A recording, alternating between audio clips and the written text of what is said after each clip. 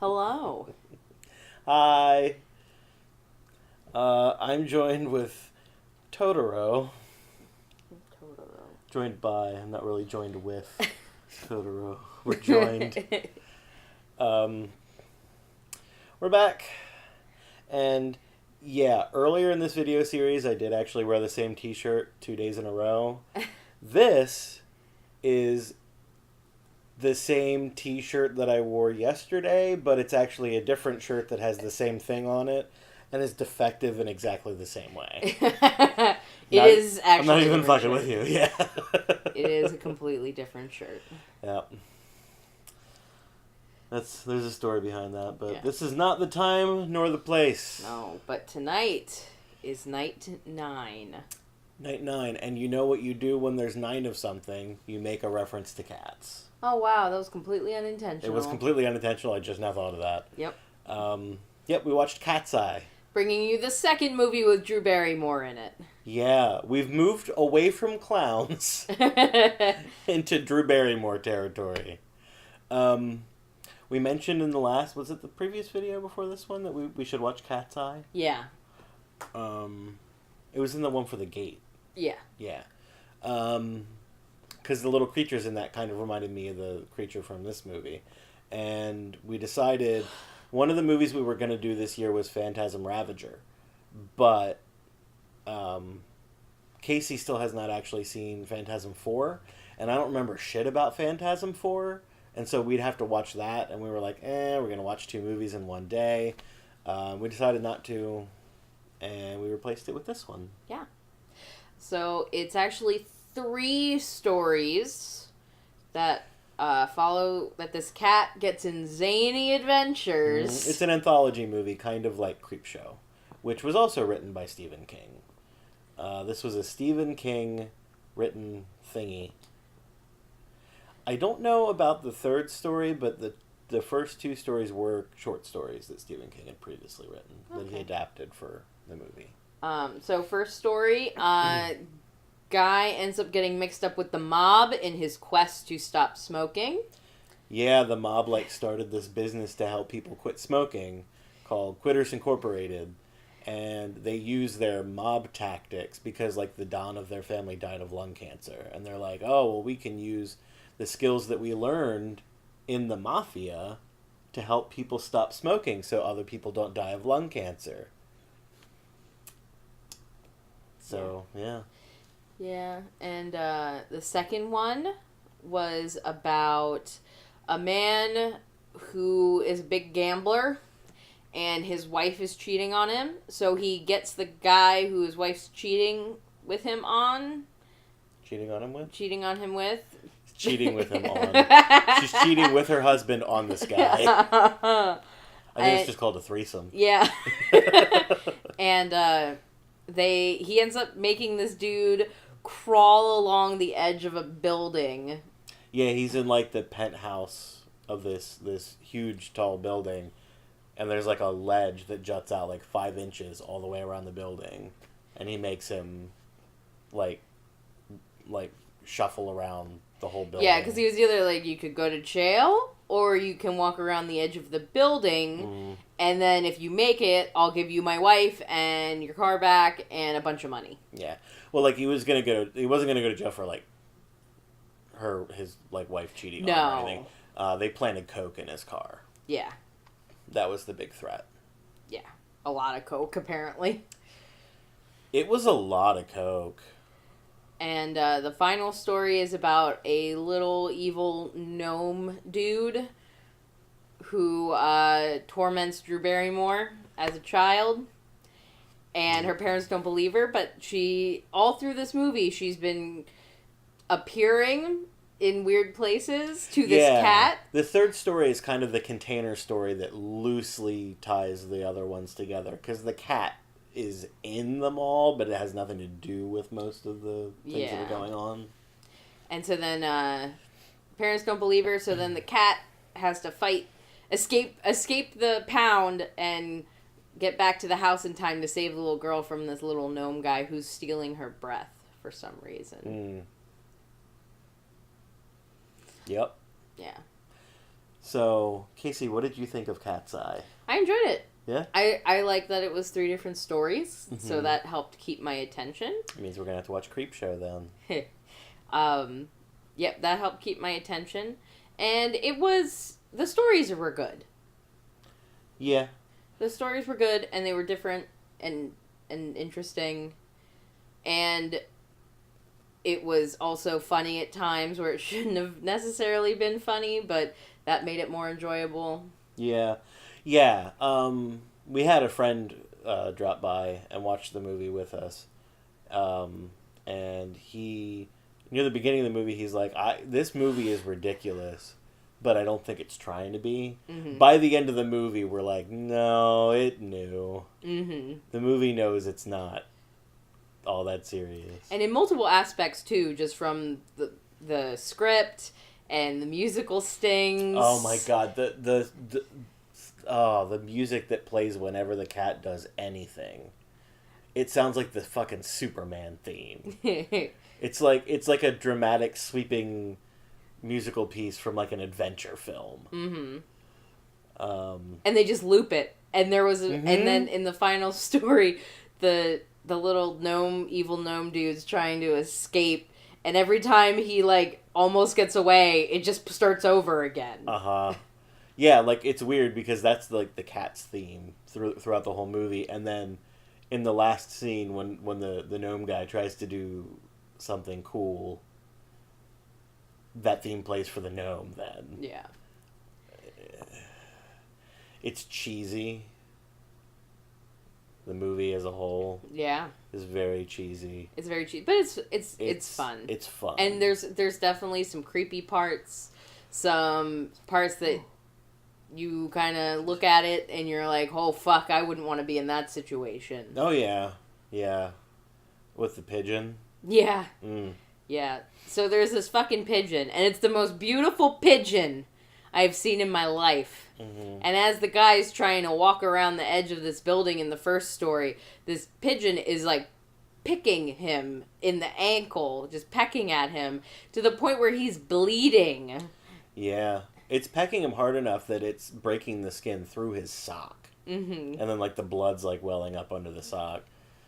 But he gives it a good punt once he gets to a place where he has good footing. But then when he makes the other dude walk on the ledge. Yeah, he makes it all the way around. Oh, yeah. You find out that the husband had the wife killed. Yeah. And so he's got, like, her head there because he's a sore loser. And the guy, like, gets the gun away from the, like, armed henchman mook that's in the apartment there and shoots the henchman. Just kills him outright. But then makes the husband, like, get on the ledge then and walk around. And then he falls to his death. Yeah, because of the pigeon. Because of the pigeon. He tries to kick at the pigeon, but he's just, like, on the ledge at, like, the corner of the building, and he loses his footing and falls off and dies. And the cat watches. Yeah. That cat has seen some shit. Mm-hmm. And then in the final story, I have a big problem. I get very angry over really unfair situations. Mm-hmm. And so this mom is convinced that all of these terrible things are happening because of this cat, even though the little girl had been having these nightmares and issues. Like, she had told her parents about the evil little gnome monster. And she was, like, subconsciously, psychically reaching out to this cat across space. Yeah. Because the cat was in New York at the beginning of the movie. Mm-hmm. When he first sees this, like, apparition of this girl appear to him. And she's in North Carolina. So this cat makes its way down the East Coast to North Carolina to help her. Yeah. So, like, this is a real situation. It's very distressing. She's trying to get her parents to help her. And like, the cat makes it there, but the parents don't trust the cat because they have a pet bird. Mm-hmm. They're like, the cat's gonna eat the bird. Yeah, and then the little gnome thing kills the little bird. Mm-hmm. And they're like, oh, we told you this was gonna happen. You're like, it wasn't the cat! Not only does it kill the bird, but before it gets away, it stabs the cat with its weird little dagger thing, too. Mm-hmm. So, like, it's even more unfair to the cat. But, I mean, in that situation, what would you assume had happened? I would assume it was the cat. Yeah.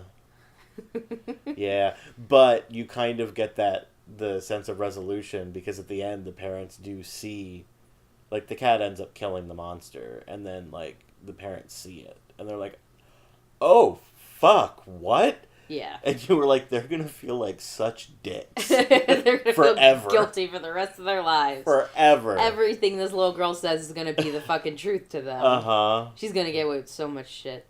Well, yeah, because at the end they were like, the mom was like, we can't tell anybody about this. And honestly, the dad is like, are you fucking serious? Yeah. And she's like, honey, to the daughter, she's like, honey, to Drew Barrymore. Yeah. It's so weird, because she's so little in this movie.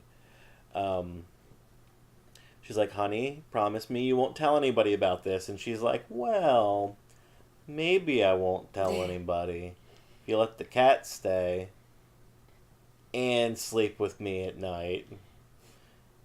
And I like tacked on things. I'm like, and buy me a Nintendo and some My Little Pony dolls and a Teddy Ruxpin. A Teddy Ruxpin.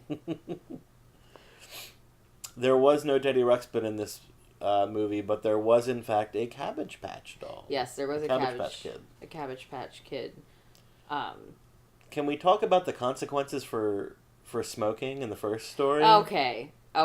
So the consequences for smoking in the... Like they observe the person that's trying to quit smoking literally 24/7, every minute of every day, because they're the mob. And so they're following them, they're coming into their house and hiding in their closet just to make sure that they don't smoke. And if they do, the first time, his wife gets electrocuted. Yeah, they have a room rigged up where the floor is a metal grating and it's electrified. Mm-hmm. And they demonstrate it on the cat. That's how the cat tied into the first story. And the second time, they were going to throw his daughter in and get electrocuted. Mm-hmm. Which we later find out his daughter is mentally challenged. Yeah. And then the third time, they rape the wife. Yeah, they send someone out to rape his wife. And the fourth time... They're not subtle about it either. The guy's like, third time, I send someone out to rape your wife. And then the fourth time... The fourth time they kill him. Oh, the fourth time they're just going So, So the first time, he almost smokes. And that's when they find out that they're in his house. Yeah. Because he goes to light up a cigarette, and there's a dude in his closet. And he's like, I didn't smoke it. And then the second time, he's sitting in traffic, and he thinks that he's being slick, because there's just some kids and some people making out in the car next to them. And so he lights up.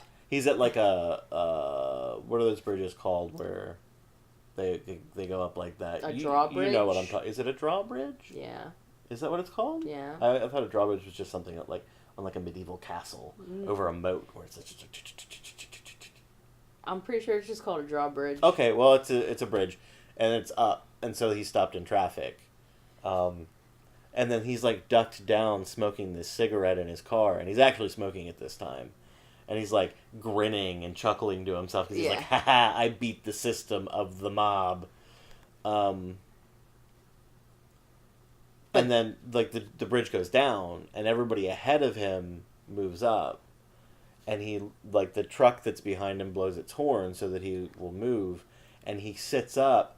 And the couple that were making out in the convertible next to him are also still stopped, holding up traffic in that lane. Mm-hmm. And the guy's just, like, tips his hat to him and then jets down the road, and he's like, fuck! Yeah, so he rushes home. But he puts the cigarette out. Yeah. And we're like, you might as well fucking finish it. Might as well enjoy it, because your wife is about to get electrocuted. Yeah, he got, like, 3 drags out of it. It's not even worth... Well, it wouldn't be worth it anyway, but... By the time he got home, the wife had already been taken. Oh, there was probably somebody stationed at his house ready to take her. Probably, yeah. But she's gone. Dinner's burning. Mm-hmm. And dinner is ruined. And so then he gets a call that he has an appointment. So then he gets to watch his wife get electrified. Mm-hmm. And it's really funny, though, because they play music while... They play music. I don't know if I thought that part was funny. And her hair, gets yeah. all frazzled from, like, static electricity. And then she's jumping around and there's music. I thought it was kind of funny. No, it's kind of funny. So, yeah, the cat runs off. Yeah, so then the cat is... It runs away. It gets on a boat. Fucks off. It gets on a boat and da da da da da da da da da da da da da da. Because it's on a boat. I remember what they do the fourth time. Oh, no. That was when they kill him. No. They said we give up. Yeah, no, the other thing was, if he did something else, they would take his wife's pinky. Oh, yeah. Because it checks back in. It's like months later. It was like 6 months later. Because I guess the guy explains to his wife what was happening, and she, like... accepts it because she's a housewife and she doesn't have any choice. And so he's back at Quitters Incorporated, and this fucking mob guy is like giving him a checkup, and like he's on a scale, and he's like, you gained 8 pounds, and he's like, that's not that bad for 6 months, and he's like, I'm just saying, a lot of our clients, and like he's joking with them. Yeah, they're like buddies now. Mm-hmm. And he's like, like X% of our clients get a huge weight problem as soon as they quit smoking, so I'm setting your maximum weight at 165 pounds. And he's like, what are you going to do if I go over that? Send someone to my house with a flamethrower? And he's like, no, I sent someone over to cut off your wife's little pinky finger.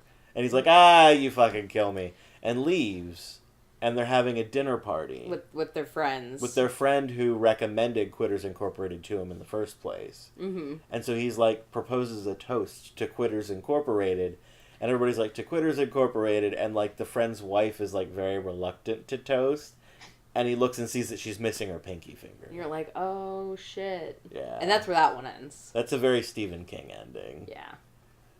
That's where that one ends. But Kitty's on a boat, and now Kitty gets down to Atlantic City, where so the gambler man, who is being cheated on by his wife, him and another guy are leaving a casino, and they see the cat trying to run across traffic. So they each put down $1,000, and the gambler man says the cat'll live, and the other guy says the cat'll die. Well, the cat makes it across the street, so he just picks up the cat and takes it with him, because he's like, he deserves a reward.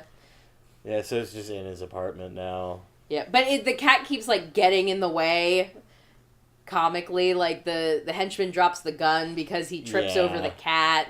Yeah, so, I mean, they do incorporate the cat into the stories. Yeah. Kind of, in very small ways, in the first two. Mm-hmm. Yeah, is there anything more to talk about in the second story? No, that was a pretty straightforward story. That was a very straightforward story. It was, I was going to say, that's probably my least favorite story, just because there wasn't a whole lot going on, because it was mostly just, like, the tension of, will this guy fall or not? I may be confusing this with something else, but if I'm remembering it right, the original short story, The Ledge, instead of making the husband walk around the ledge then and having him fall off, the ending of that was that he buried the guy up to his neck in the sand below the high tide line at low tide. Oh. And said if you can figure out a way to get out before the tide comes in, you get to live. Which is horrifying. I think that's that story. It may actually have been something else that I'm remembering. You start scooping fucking sand with your mouth. That's how you get out of that situation. I don't think you get out of that situation. No, you just die. Yeah. Final story was probably the most hilarious just because it was the most out there. Yeah, shit went off the rails in the third story. Yeah, with like the weird little evil gnome creature who I think it's really cool though how he gets around, because he'll hide in the walls and then at night he'll come out because he'll like use magic to like peel back an opening in the baseboard, and then when he goes back in the wall it shuts up behind him. So this little girl is freaking out, but there's no evidence that there would be something in her room that they could even justify, like, oh, it's probably just a mouse or something. Like, they just think that she's crazy. Yeah. Yeah, there's no reason for them to think that there's actually anything going on. I mean, the story is outlandish, and there's no evidence of it. And also what doesn't make sense, though, is this little dude is trying to, like, steal her breath, or her soul, or whatever the hell he's trying to get at.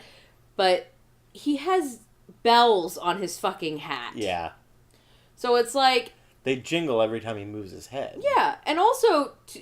Apparently, and he's tiny. He's like this big. Yeah. And so he has to like climb up the side of the bed, and so he's jingling the whole time. Yeah, and also apparently he can't steal her soul through her nose, where she normally breathes out of at night. He has to pinch her nose shut to make her breathe out of her mouth. Yeah. And I'm like, if someone squeezed my nose in my sleep, I feel like I would wake up.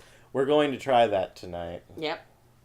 I will report back in our video tomorrow how that goes. If I have a bloody nose or a black eye tomorrow, I wouldn't. Casey may be a sleep puncher. Yeah, that last story is kind of funny, but they did a really good job filming it. I was just gonna say that next. For years, I thought that scene was done with matte shots. But looking at it, most of it clearly wasn't. They built a humongous set, of a little girl's room, in gigantic scale, and put, I'm assuming, a little person in this costume and had him run around, and it looks fantastic. Yeah, it's so good. That last section of the movie, even if you don't feel like you'd be interested in the other parts, if you haven't seen it, honestly, why are you watching this? Because we just spoiled everything for you. But watch it just to see it, because it's real good. It's really well done. But overall, I'm very glad that we watched this movie. Yeah, it was not super Halloween-y, but it was creepy and cool. Yeah, it's a Stephen King movie, so I feel like it qualifies automatically. Yeah, I really enjoyed it. Good. You had mentioned to me recently that you never read any Stephen King. No, I've never read any Stephen King. And I said that I don't necessarily recommend his novels, but I do highly recommend his short stories. Would you say, based on this experience, that would be something you'd be interested in? Definitely. Cool. Also, I like short stories. Less commitment. Oh, yeah. I got commitment issues. Yeah. I love Stephen King short stories, so we're going to watch Creepshow sometime. Yeah. Well, we'll see you tomorrow night, folks. Bye. Bye. Thank you for watching.